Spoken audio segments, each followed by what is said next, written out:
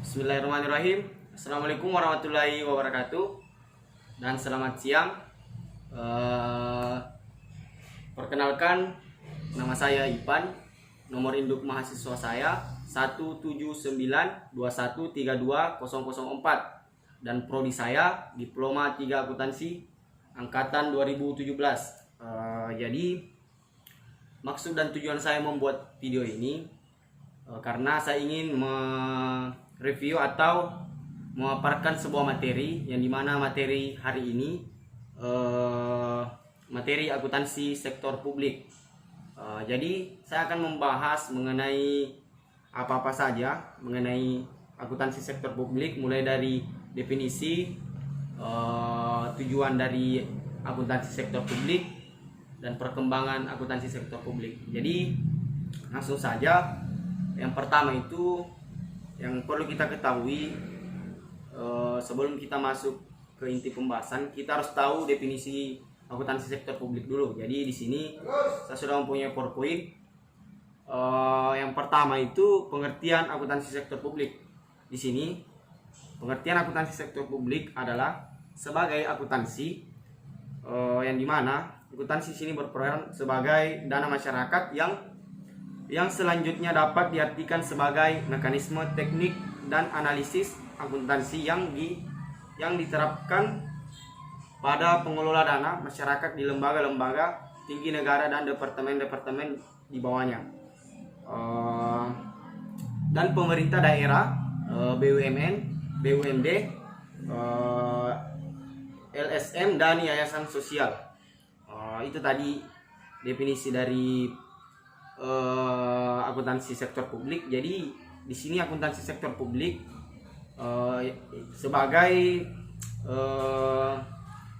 sebagai akuntansi dana masyarakat yang memanage dana masyarakat.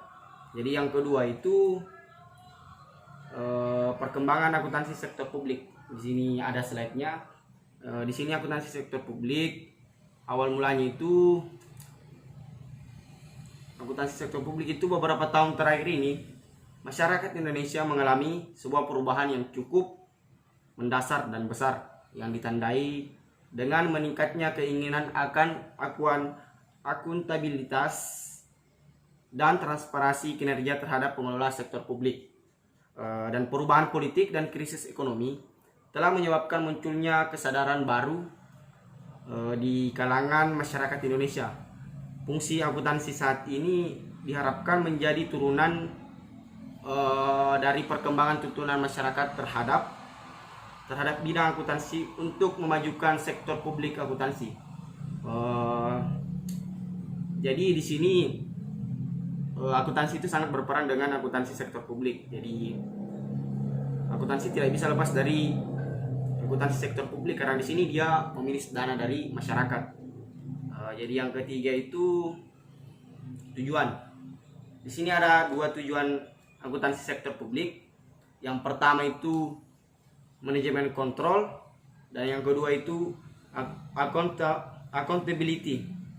Jadi saya akan menjelaskan satu persatu. Jadi yang pertama yang akan saya jelaskan itu manajemen kontrol. Di sini manajemen kontrol tujuannya untuk memberikan informasi yang dibutuhkan untuk mengelola sesuatu organisasi dengan cepat, tepat, efisien, serta ekonomis atas operasi dan pengelolaan sumber daya yang dipercayakan atau dilanggarkan untuk sebuah organisasi. Jadi itu tadi penjelasan mengenai manajemen kontrol. Dan yang kedua itu accountability. Jadi di sini accountability tujuannya itu hampir sama dengan manajemen kontrol. Jadi di sini accountability memberikan informasi yang berguna untuk manajer sektor publik yang digunakan untuk melaporkan pelaksanaan tanggung jawab daya atau bidang atau divisi yang berada di bawah wewenangannya. Selain itu juga melaporkan kegiatan kepada publik atas operasi pemerintah serta penggunaan dana atau anggaran publik. Jadi itu tadi penjelasan mengenai tujuan akuntansi sektor publik. dari manajemen kontrol dan accountability. Jadi slide selanjutnya yaitu yang keempat, di sini ada titik kritis dalam praktik akuntansi sektor publik. Di sini praktik akuntansi sektor publik di Indonesia itu mempunyai 4 titik kritis sebagai berikut. Yang pertama itu praktik pertanggungjawaban akuntansi yang layak. Yang kedua itu prinsip bruto. Dan yang ketiga itu periodikal. Yang keempat itu spesifikasi. Jadi saya akan menjelaskan keempat poin ini. Jadi yang pertama itu praktik pertanggungjawaban akuntansi yang layak. Di sini prosedur penghasilan dan pembayaran dari pusat pertanggungjawaban organisasi sektor publik dapat dilakukan dengan pemenuhan otorisasi baik dari DPR atau DPRD atau komisaris. Sedangkan proses otorisasi ini dihasilkan dari proses demokrasi melalui pengambilan suara atau voting. Jadi saya akan menjelaskan yang kedua, prinsip bruto. Di sini prinsip bruto, seluruh penghasilan yang dibayarkan bruto dan biaya yang terjadi dibebankan sebagai pengurang penghasilan dan harus dilaporkan secara lengkap ke setiap pusat pertanggungjawaban yang terkait. Jadi itu tadi prinsip bruto. Jadi yang ketiga itu periodikal. Periodikal itu semua pengawasan harus dipertanggungjawabkan per periode sehingga otorisasi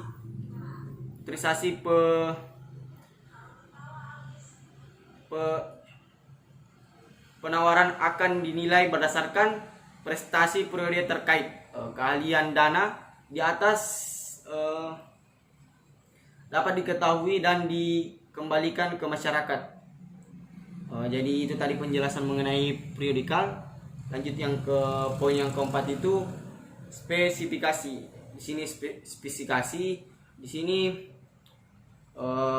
berperan untuk tujuan khusus harus dilandasi oleh persetujuan DPR atau DPRD atau komisaris konsep by exception atau pengecualian. Ini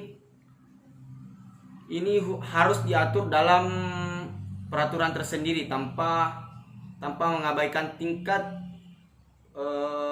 pencapaian presentasi manajemen organisasi sektor publik itu tersendiri. Jadi itu tadi mengenai penjelasan 4 titik kritis yang ada di Indonesia, mulai dari praktik pertanggungjawaban akuntansi yang layak, yang kedua prinsip bruto, yang ketiga periodikal, dan yang keempat spesifikasi. Jadi lanjut, yang kelima itu di sini ada karakteristik akuntansi publik. Di sini akuntansi sektor publik jelas berbeda dengan akuntansi sektor swasta. Dikarenakan hal ini munculnya pada bagian instansi yang menggunakannya. Sektor publik biasanya terkait dengan organisasi pemerintah daerah secara umum. Berikut ini komponen-komponen yang mempengaruhi organisasi sektor publik. Jadi di sini ada 4 komponen. Yang pertama itu ekonomi, yang kedua itu politik, yang ketiga itu kultural, dan yang keempat itu demografis. Jadi di sini dari ekonomi itu poin yang pertama itu terdiri atas tingkat inflasi 1, dan yang kedua itu pertumbuhan sektor ekonomi, dan yang ketiga itu tenaga kerja produktif, dan yang keempat itu nilai tukar mata uang, dan yang kelima itu infrastruktur dan sarana dan prasarana.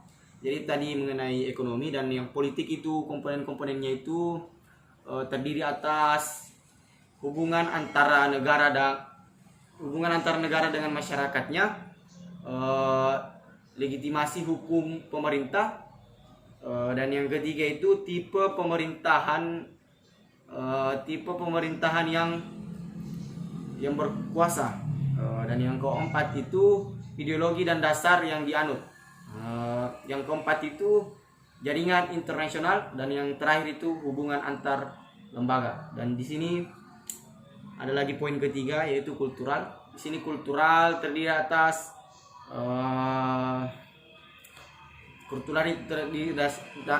terdiri atas keragaman, keragaman dari ras, suku, agama, budaya, dan lain-lain. Dan yang keduanya itu sistem nilai yang berlaku di masyarakat atau biasa disebut moral. Dan yang ketiga itu historis atau sejarah. Dan yang keempat, poin yang keempat itu ada demografis. Di sini demografis terdiri atas tingkat pertumbuhan penduduk, dan yang kedua struktur penyebaran atau usia penduduk, yang ketiga itu migrasi, transmigrasi, imigrasi, dan lain-lain. Dan di sini yang keempat itu kesehatan masyarakat, dan yang kelima itu angka harapan hidup. Jadi ini beberapa tadi komponen-komponen mengenai organisasi sektor publik. Ada dari ekonomi, politik, kultural, dan demografis. Jadi next lagi lanjut. Di sini ada yang keenam, profesi sebagai akuntan sektor publik. Di sini saya tulis penjelasannya, jadi langsung saya baca saja. Di sini profesi akuntan dengan disiplin akuntansinya dianggap oleh Anglo-Amerika sangat mempengaruhi pertumbuhan bisnis di seluruh dunia. Pada awalnya profesi akuntansi dimunculkan dalam organisasi seperti Institute of Akuntan di Inggris dan di Wales yang didirikan pada tahun 1880. Perkembangan ini diperkuat oleh lembaga The Corporate Grassroots and Accounting Institute pada tahun 1885. Dua lembaga ini merupakan lembaga bentukan pemerintah daerah. Di sini ada pun perkembangan profesi akuntan sektor publik terkhususnya di Indonesia itu belumlah bisa semaju perkembangan profesi akuntan di Inggris. Hal ini berkaitan dengan sistem sentralisasi pemerintahan yang berdampak pada penggunaan sistem dan prosedur pelaporan keuangan yang seragam dan terpusat. Jadi itu tadi sedikit review dari materi akuntansi sektor publik. Dan dapat saya simpulkan mengenai akuntansi sektor publik yang sudah saya tulis tadi. Jadi kesimpulannya itu akuntansi sektor publik amat penting dalam pengelolaan dana masyarakat. Praktik pemilihan program dengan dana masyarakat perlu dikembangkan dalam konteks visi kesejahteraan masyarakat. Ini berarti akuntabilitas manajemen kesejahteraan masyarakat sangat menunjukkan perkembangan akuntansi sektor publik atau ASP. Jadi itu sedikit kesimpulan dari saya, dan itu menutup materi dari saya. Jadi apabila ada salah kata atau ketersinggungan mohon dimaafkan, karena saya hanya manusia, tidak luput dari kesalahan. Saya ucapkan banyak terima kasih. Semoga apa yang saya sampaikan bisa bermanfaat. Sekian dari saya. Wabillahi taufiq wal hidayah. Wassalamualaikum warahmatullahi wabarakatuh, dan terima kasih.